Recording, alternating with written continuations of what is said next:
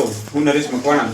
આજે આપણે ગુજરાત ખેત જમીન રોજ મર્યાદા ધારા હેઠળ ફાજલ પડેલી અને ખેતીના હેતુ માટે નવી શરતે લાભાર્થીઓને ફાળવેલી જમીનોને ફક્ત ખેતીના હેતુ નવી જમીનમાંથી જૂની શરતમાં ફેરવવા માટેની જે પ્રક્રિયા છે એના વિશે જાણીશું.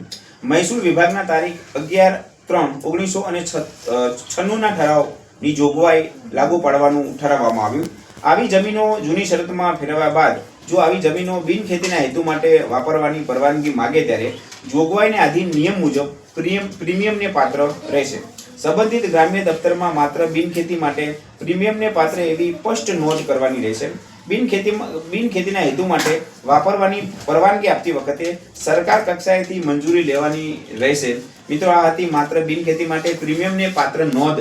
તે ગામ નમૂના નંબર 7 અને 12 અને હકપત્રકમાં જે પાડવામાં આવે છે તે. આશા રાખું છે વિડીયો આપને ઉપયોગી થયો છે. જય જવાન, જય કિસાન.